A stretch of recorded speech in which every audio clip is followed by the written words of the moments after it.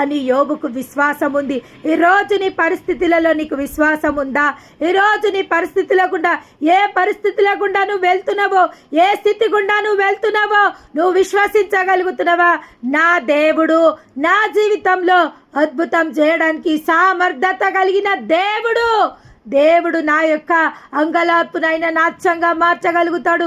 నా యొక్క దీన స్థితిని ఆయన ఉన్నత స్థితిగా మార్చగలుగుతాడు అని నువ్వు విశ్వసించగలిగితే, విశ్వసించువారు కలవరపడవాడు విశ్వసించలేదు.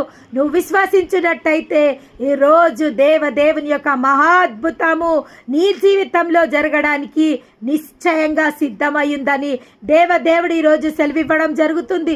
అవును, మన జీవితాలలో కలవరపాట్లు వచ్చినప్పుడు, మన జీవితాలలో మహాశ్రమలు వచ్చినప్పుడు మొట్టమొదటిగా మనము దేవుని యొక్క పాదాల చెంతకు పరిగెత్తాల. రెండవదిగా